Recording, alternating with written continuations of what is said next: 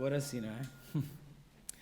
Há um par de anos estava a falar com um amigo português e ele não é cristão, não é crente. E ele me dizia uma coisa, não é? Ele está envolvido muito na política. E ele dizia assim, olha, o mais importante de tudo, dizia, afinal, as religiões, é somente os valores, não é? Os valores é o mais importante, não é? E estamos aí a falar um pouco de religião. E eu discordei dele, não é? Nós não temos que ser politicamente corretos numa conversa. E, olha, eu por acaso não penso dessa forma, os valores são importantes.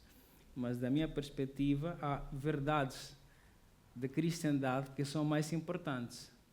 E enquanto eu me aferro mais a elas, os valores vão surgir de forma natural. Ele pensava diferente, ele é um católico não praticante, e ele tinha essa tese, né, que afinal só os valores importam.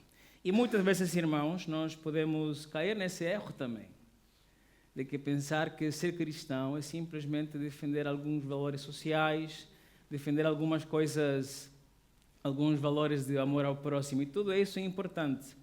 Mas uma das coisas que nós, como cristãos, devemos entender que as verdades fundamentais do Evangelho, isso é que para nós está na parte de cima da pirâmide.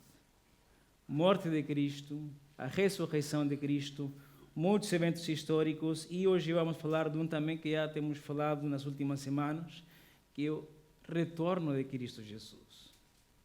Porque aqui, já para uma pessoa de fora, não é, para um ateu ou para um agnóstico, ali a pessoa entra em delírio, não é, para eles, não é? Os valores são importantes porque fazem sentido. Essas verdades já são secundárias. Para nós é ao inverso. Estas verdades são principais, não é? E os valores são secundários, mas também, claramente, são muito importantes. Então, vamos refletir novamente nesta temática. O pastor há 15 dias falou nisto, eu também falei neste tema há praticamente um mês. E vamos ir juntos, então, ao livro de Mateus, capítulo 24 e capítulo 25. Vamos abrir novamente essa porção da palavra, que alguns chamam o Apocalipse de Cristo Jesus, ou o Sermão Profético. Lembrando os irmãos que já tinha dito na última vez, que é uma passagem que leva a muitas interpretações, às vezes excessivas, às vezes se quer interpretar cada detalhe deste sermão, não é? Vocês podem ver ali os vários temas. E é importante que uma linha que nós temos seguido é que nesta porção da palavra, Cristo está a falar de dois eventos. Está a falar da destruição de Jerusalém e está a falar do retorno de Cristo. Eles se vão sobrepondo um ao outro. Então, essa é onde está uma grande dificuldade, né? Quando está a falar de um tema e quando está a falar de outro. Mas em algumas porções parece mais evidente que está a falar do retorno de Cristo, que é a que nós vamos ler hoje. Então vamos ler capítulo 25, sim, 25, e vamos ler versículo 31 até o versículo 46. Mateus capítulo 25,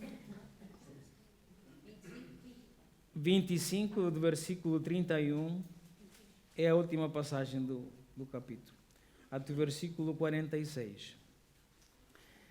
Diz assim: E quando o Filho do Homem vier em sua glória, e todos os seus santos anjos com ele, então se assentará no trono da sua glória, e todas as nações serão reunidas diante dele, e apartará uns dos outros, como o pastor aparta dos bodes as ovelhas.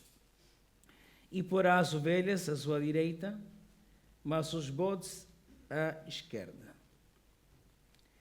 Então dirá o rei aos que estiverem à sua direita: Vinde, benditos de meu Pai, possuí por herança o reino, que vos está preparado desde a fundação do mundo. Porque tive fome e deste-me de comer, tive sede e deste-me de beber, Era estrangeiro e hospedastes-me? Estava nu e vestistes-me? Adoeci e visitastes-me? Estive na prisão e foste ver-me. Então os justos lhe responderão, dizendo: Senhor, quando te vimos com fome e te demos de comer, ou com sede e te demos de beber? E quando te vimos estrangeiro e te hospedamos, ou nu e te vestimos? E quando te vimos enfermo ou na prisão e fomos ver-te? E respondendo o rei lhes dirá: Em verdade vos digo que quando o fizeste a um destes meus pequeninos irmãos, a mim o fizeste. Então dirá também aos que estiverem à sua esquerda: Apartai-vos de mim, malditos, para o fogo eterno, preparado para o diabo e seus anjos.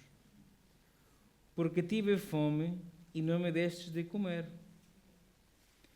Tive sede e não me destes de beber. Sendo estrangeiro, não me recolhestes. Estando nu, não me vestistes. E enfermo e na prisão, não me visitastes. Então eles também lhe responderão, dizendo: Senhor, quando te vimos com fome, ou com sede, ou estrangeiro, ou nu, ou enfermo, ou na prisão, e não te servimos? Então lhe responderá, dizendo: Em verdade vos digo que quando a um destes pequeninos o não fizestes, não o fizestes a mim. E irão estes para o tormento eterno, mas os justos para a vida eterna. Nós temos esta passagem, não é? Bastante clara. Tudo está em branco e preto, vamos dizer assim. E começa Cristo Jesus a falar deste evento, do seu retorno. E é importante dizer que, se vocês veem na Bíblia, está em continuação às parábolas das 10 virgens e ao azeite, e a parábola dos 3 servos e dos talentos. Então, Cristo está a encaminhar essas parábolas, não é, para uma explicação também. E Cristo, quando está a falar nesta passagem do seu retorno, ele é bastante detalhista.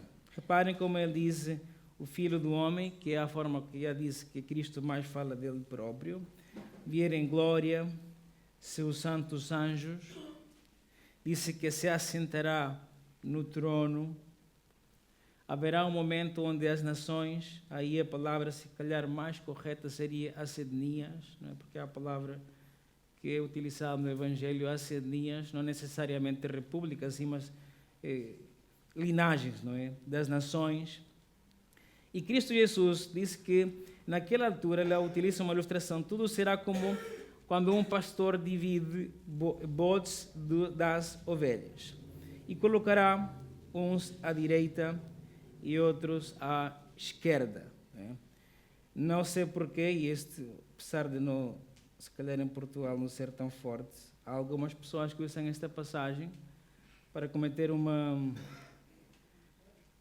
estultícia, não é, de interpretação bíblica, que diz que a direita é bíblica, não é, politicamente falando, e é verdade, há pessoas que pensam isto, apesar de dar risa, não é?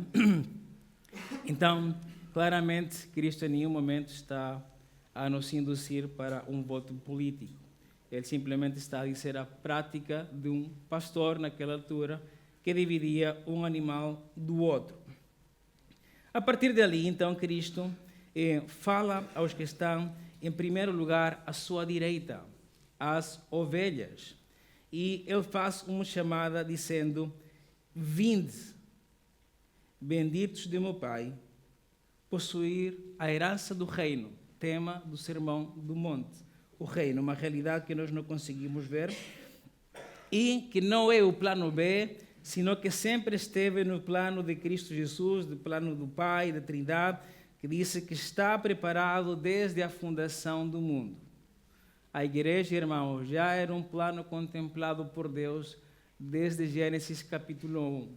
Não é como algumas pessoas ensinam e pregam que é o plano B. Não.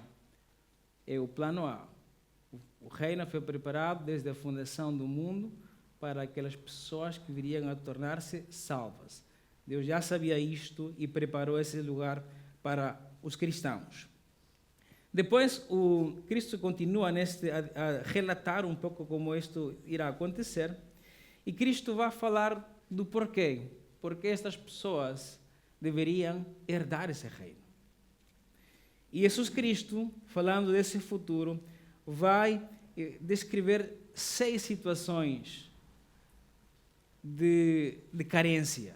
6 situações onde uma pessoa se encontra em carência. Fala da fome, fala da sede, fala da nudez, fala da imigração, fala da doença e fala da prisão. 6 situações nas quais nenhum de nós gostaria de experimentar. E claramente a imigração de hoje não é, apesar de que há situações complicadas, mas não se compara à daquela altura. E Cristo vai colocar as pessoas, as ovelhas, os justos, os santos, como pessoas que tinham esta caridade, não? Esta compaixão.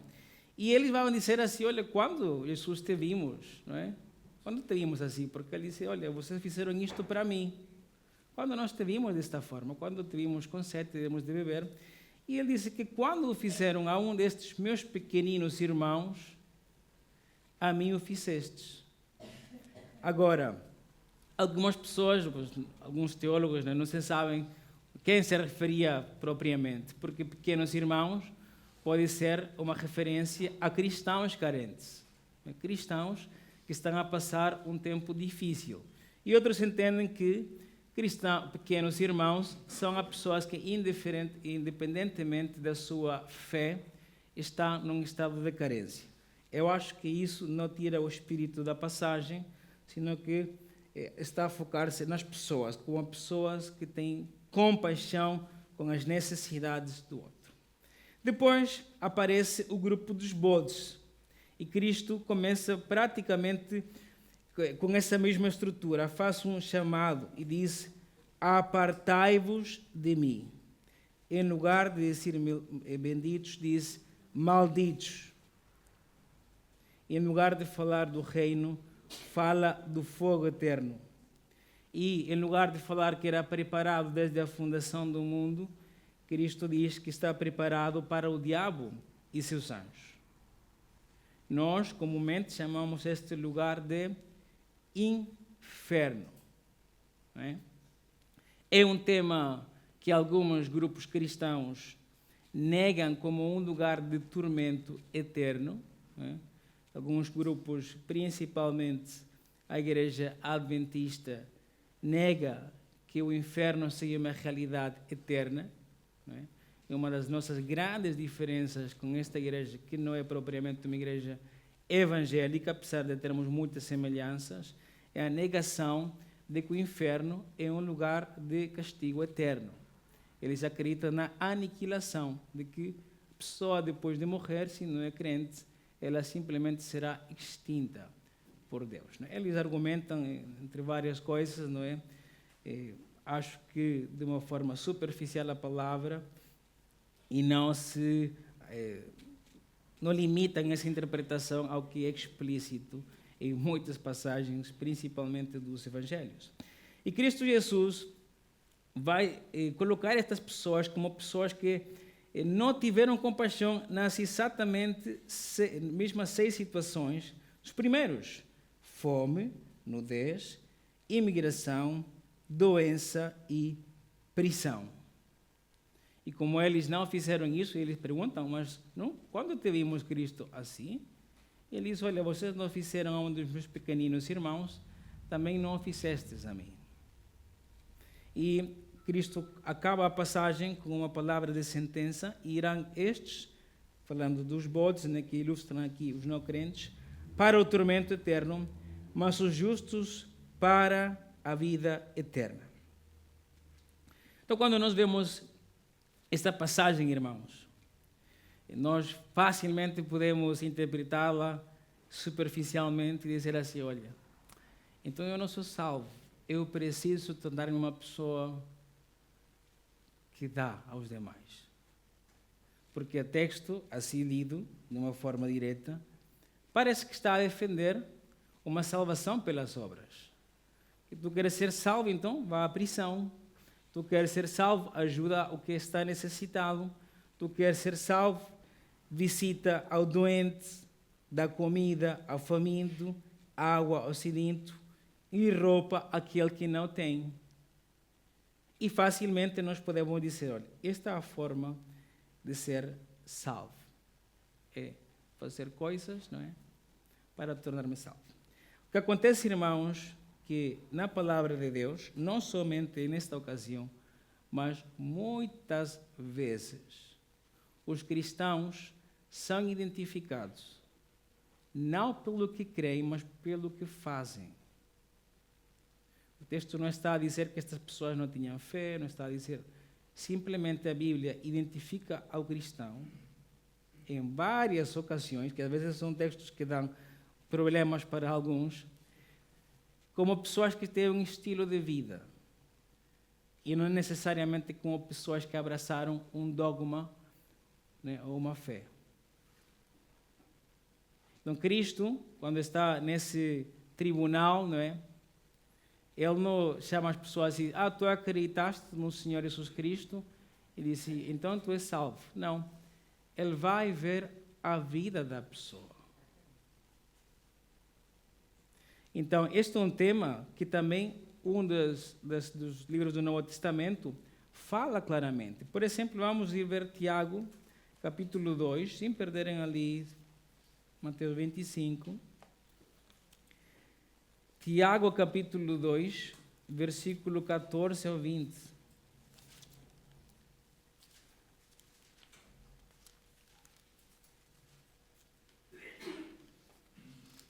Tiago 2, 14 a 20. Diz assim: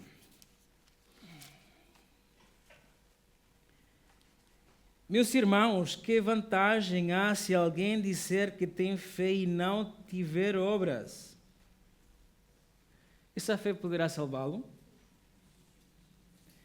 Se um irmão ou irmã estiver necessitado de roupas e do alimento de cada dia, e algum de vós lhe disser, ide em paz, aquecei-vos e saciai-vos, e não lhe derdes as coisas necessárias para o corpo, que vantagem há nisso? Assim também a fé, por si mesma, é morta, se não tiver obras. Mas se alguém dirá, tu tens fé, eu tenho obras. Mostra-me a tua fé sem obras, e eu te mostrarei a minha fé por meio de minhas obras. Crês que Deus é um só? Fazes bem. Pois os demônios também creem e estremecem. Mas o homem insensato quer ser convencido de que a fé sem obras é inútil. Então, irmãos, tanto esta passagem como a que Cristo está a ensinar em Mateus 25, nenhuma das duas está a ensinar que a salvação é pelas obras. O que ensina a palavra de Deus e que Tiago está preocupado, que a fé genuína, a verdadeira fé que salva, não só aquela fé que diz que acredita em Deus, que tem um relacionamento com Deus, não, aquela fé real, ela vem carregada de boas obras. Se uma pessoa diz que acredita em Cristo Jesus, está convencido, isso aqui é uma pessoa que diz que acredita em Cristo, mas a sua vida não há qualquer obra, provavelmente a sua fé, essa fé que tem, que não está carregada de obras, não o salvou, porque é uma fé que não salva. A fé que salva é uma fé que salva a pessoa e que organicamente, de forma natural, mostrar-se-á através de boas obras. Então, Cristo, irmãos, em Mateus 25, está a ensinar que os salvos, que os justos, que as ovelhas foram pessoas salvas com a fé verdadeira, que é uma fé que traz e carrega obras. É isso que Cristo nos está a ensinar. Nesse sentido, irmãos, eu gostaria de podermos ver 2 princípios desta passagem que poderão também nos ajudar para o nosso dia a dia. Olhemos uns aos outros como se estivéssemos a ver a Cristo e reajamos como se estivéssemos a reagir para Cristo Jesus. Então alguém quer dizer, eu quero servir a Cristo Jesus, que eu estou aqui na igreja 2025, quero mudar, quero ser diferente, quero viver uma fé mais ativa, quero servir a Cristo. E como se faz isso? Se Cristo está à direita de Deus? Então vou fazer uma atividade ao estilo da irmã Aparecida. Quero que veja o irmão que está ao seu lado. Veja os irmãos, veja o rosto, um sorrisinho. Quer servir a Cristo, irmão? Sirva a essa pessoa. É a forma bíblica de serviço. Quer servir a Cristo Jesus? Continuemos a orar pelos idosos. Quer servir a Cristo Jesus? Não fique indiferente perante uma necessidade de um irmão. Essa é a forma que um cristão verdadeiramente salvo vai reagir. Servindo a Cristo, servindo uns aos outros. É a forma como nós servimos a Cristo. Não vivendo uma fé monástica lá sozinhos, na contemplação permanente, não. É nessas obras de benefício uns para os outros. E um segundo princípio que nós podemos retirar desta passagem do Apocalipse de Cristo Jesus é que avaliemos a nossa vida à luz de um futuro encontro com o Rei e Juiz, Cristo Jesus. Sabem, às vezes nós podemos romantizar muito à volta de Cristo. E nós devemos entender, irmãos, que quando Cristo voltar, vai ser de uma forma diferente como Ele veio na primeira vez. Na primeira vez, Ele diz, olha, quem está livre de pecado, tire a primeira pedra. Ele não determinou castigos imediatos para o pecado. O seu ministério estava a contemplar esta área da sua vida. Mas quando Ele voltar, irmãos, Ele vem como Rei e Juiz. Ele não vem ao mundo a dar uma segunda oportunidade. Isso foi entre a primeira vinda e a sua segunda vinda. Nesse sentido, quero que todos nós avaliemos o nosso cotidiano, olhando também para a eternidade e para esse encontro com Cristo Jesus. O que eu estou a fazer no meu dia a dia? O que eu estou a pensar? Como estou a tratar o meu cônjuge? Como estou a tratar os meus filhos? Como está a ser o meu comportamento no trabalho, na família, com o meu vizinho? Avaliemos a nossa vida à luz desse encontro que vamos ter com Cristo Jesus. Que nenhum de nós, irmãos, se escapará, crente ou não crente, todos vamos compadecer. Eclesiastes, capítulo 12, 13 e 14, diz, de tudo o que se tem ouvido, o fim é, teme a Deus e guarda os seus mandamentos, porque isto é o dever de todo o homem. Porque Deus há de trazer a juízo toda a obra, e até tudo o que está encoberto, quer seja bom, quer seja mau. E o apóstolo Paulo lembra a mesma verdade no capítulo 14 aos Romanos, da carta aos Romanos, dizendo, de maneira que cada um de nós dará conta de si mesmo a Deus. Então, uma passagem, irmãos, de alerta.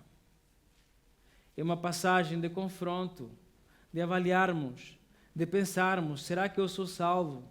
E se não, colocar a nossa vida alinhada com Deus.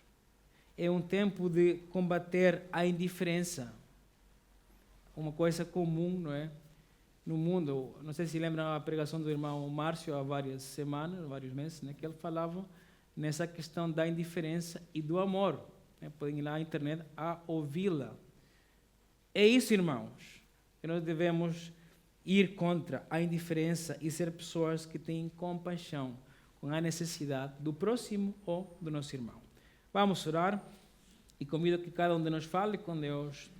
Pense nisto, vai ser um momento de silêncio para refletir nesta mensagem, esta passagem de Cristo Jesus, e depois acabarei com uma oração.